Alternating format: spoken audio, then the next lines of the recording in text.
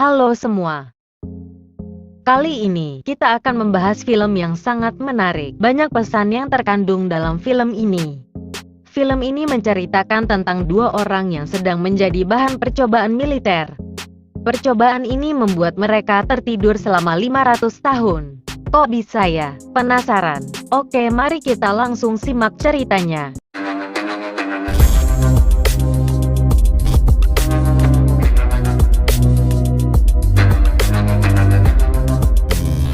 Film ini berjudul Idiocracy tahun 2006.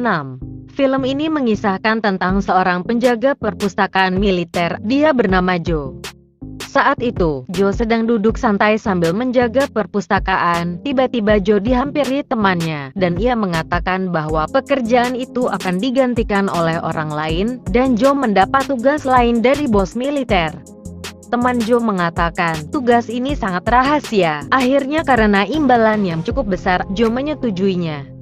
Adegan pindah ke ruang rapat yang berisi para petinggi militer. Di sana seorang polisi militer menjelaskan tentang misinya. Di sini dijelaskan bahwa ia akan melakukan percobaan kepada manusia. Dia akan menguji coba alat pelindung baru. Sistem kerja alat ini bisa menghibernasi manusia sampai bertahun-tahun dan tidak merubah postur sedikit pun dari manusia itu. Jadi, intinya alat ini membuat manusia menjadi awet muda. Bos ini memilih Joe karena Joe tidak punya keluarga dan belum menikah. Maka resiko pencarian Joe akan terkendali. Joe tidak sendirian, ia akan melakukan percobaan dengan seorang wanita yang bernama Rita. Rita adalah seorang pelacur yang status keluarganya sama seperti Joe. Dia juga tidak punya keluarga dan belum menikah. Tapi, syarat untuk mengambil Rita adalah militer ini harus mengabulkan permintaan dari mucikarinya. Mucikari ini bernama Upgrade untuk mendapatkan Rita. Upgrade meminta untuk membebaskan semua bisnis kotornya dari hukum. Akhirnya bos militer ini menurutinya. Adegan pindah ke ruang medis militer. Di sini ada Joe dan Rita. Mereka berdua saling berbicara dan berkenalan. Percobaan pun dimulai. Rita sempat memberontak karena ketakutan. Lalu Joe memberitahunya bahwa ini aman. Mereka hanya perlu tidur, disuntik obat, dan kemudian bangun setelah setahun. Akhirnya mereka melakukannya. Para profesor menyimpan mereka di sebuah kotak yang terletak di ruangan. Adegan pindah ke polisi militer. Saat ia lagi bercermin, tiba-tiba ia tertangkap oleh polisi. Tertangkap karena terbukti bersekongkol dengan Upgrade, yaitu seorang bandar dan mucikari. Akhirnya semua tim petinggi militer tertangkap semua.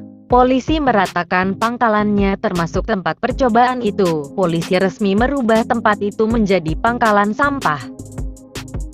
Tahun demi tahun berlalu. Semakin lama kecerdasan manusia semakin menurun. Sampai akhirnya wilayah dan orang-orang berevolusi. Dan sekarang ini tahun 2505. Pada masa ini, wilayah Amerika Serikat dipenuhi oleh gunung sampah. Saat itu, gundukan longsor dan sampah-sampah masuk ke pemukiman. Longsoran itu membawa kotak yang berisi Joe ke dalam rumah. Karena benturan, Joe akhirnya terbangun dari hibernasinya. Rumah itu ditinggali oleh seseorang yang bernama Frito. Saat itu, Frito sedang menonton TV. Dan Joe bertanya, tapi Frito merasa terganggu dan melempar Joe keluar rumahnya. Kemudian Joe berjalan-jalan di kota. Joe sangat heran dengan kondisi kota saat ini. Orang-orang bertingkah seperti orang idiot. Tak ada rasa saling menghargai di sini. Bangunan kota juga berubah semua. Dan semuanya terlihat sangat kumuh dan penuh sampah. Saat itu Joe sedang menuju rumah sakit. Karena merasa dia sedang berhalusinasi. Saat Joe masuk ke ruangan rumah sakit, ia sangat heran. Tempat yang seharusnya bersih, ternyata juga sangat kumuh. Tetapi Joe melihat kemajuan teknologi yang terlihat sangat canggih. Semua bentuk pelayanan berupa mesin robot.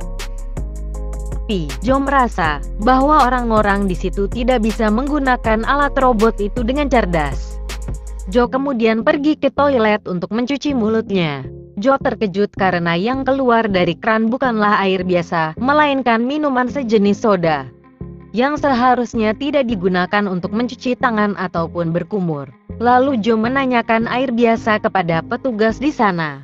Tapi petugas itu malah mentertawakannya. Di rumah sakit yang memeriksa orang sakit bukanlah dokter, melainkan mesin yang bisa mendeteksi penyakit secara otomatis. Joe merasa tidak yakin dengan itu. Saat Joe melakukan perawatan setelah itu, Joe melakukan pembayaran. Joe melihat tulisan tahun 2505 di sebuah majalah. Awalnya, Joe tidak percaya tapi dia mencocokkannya dengan sebuah kalender. Ternyata sama. Joe kaget dan kemudian ia melihat dari sebuah jendela. Kondisi kota sangat kacau. Joe baru sadar bahwa ia telah berhibernasi selama 500 tahun. Lalu perawat itu menanyakan tato di lengannya. Tato itu digunakan untuk alat pembayaran, identitas, dan lain-lain. Tetapi Joe tidak mempunyai tato itu. Lalu perawat itu menyalakan alarm darurat dan meneriaki Joe. Orang yang tidak bertato dianggap penjahat tingkat tinggi di sana. Akhirnya dia ditangkap polisi dan dibawa ke pengadilan. Saat Joe di ruang pengadilan, Joe dihina dan dicaci maki. Joe menerangkan semuanya, tetapi mereka semua terlihat sangat bodoh dan tidak bisa mencerna apa yang Joe katakan. Akhirnya Joe dinyatakan sebagai tersangka. Adegan pindah ke Rita. Rita saat itu juga sudah terbangun dari hibernasinya. Dia di sana mencari uang dengan merayu dan menipu para lelaki hidung belang. Rita merasa bahwa orang-orang itu sangat mudah untuk dibodohi. Saat itu Rita sedang menipu seorang pemuda. Rita kaget bahwa mata uang yang dipegangnya bergambar sangat aneh. Tapi Rita tidak menghiraukannya dan menggunakan uang itu. Adegan pindah ke Joe, yang sedang melakukan penatoan dan pendaftaran identitas. Semua dilakukan dengan mesin komputer. Joe tidak menyangka bahwa mesin itu sangat tidak efisien. Kemudian Joe dibawa ke ruangan untuk melakukan tes IQ. Joe merasakan pertanyaan yang diajukan terlalu mudah. Seperti pertanyaan anak TK. Kemudian, selanjutnya Joe dibawa ke sel. Saat perjalanan menuju sel, Joe menipu petugas di sana dan melarikan diri dengan sangat mudah. Akhirnya Joe pergi ke rumah Frito. Joe menjelaskan semua kepada Frito. Tapi karena Frito orang yang sangat bodoh, Frito hanya bengong melihat Joe bicara. Akhirnya Joe menjelaskan bahwa ia ingin kembali ke tahun 2005. Lalu Frito menjawab bahwa ada mesin waktu di suatu tempat dan hanya dia yang tahu. Akhirnya Joe membujuk Frito dan membawanya ke mesin waktu itu. Saat itu, Joe sedang dikejar polisi. Di tengah perjalanan Joe bertemu Rita dan kemudian mengajaknya. Singkat cerita, Joe lolos dari kejaran polisi itu. Tapi para polisi bodoh itu menghancurkan mobil Frito sampai terbakar. Selanjutnya mereka berjalan kaki menuju mall. Lalu Joe tertangkap kembali. Tetapi kali ini dia dibawa ke istana kepresidenan Amerika Serikat. Di sana Joe berkenalan dengan para menteri. Mereka semua terlihat sangat bodoh. Akhirnya Joe berhadapan langsung dengan Presiden Amerika. Alasan Joe dibawa ke sana adalah karena Presiden merasa Joe adalah orang terpintar di dunia. Dan Joe bisa memperbaiki masalah yang dialami negara. Presiden melihat hasil tes IQ yang Joe kerjakan saat dia di penjara. Akhirnya Joe diangkat menjadi Menteri Ekonomi. Presiden menjelaskan pada Joe masalah yang dialami. Masalah yang paling sulit adalah tanaman yang tidak bisa tumbuh. Joe menyuruh untuk memanggil Frito untuk menunjukkan peta mesin waktu itu.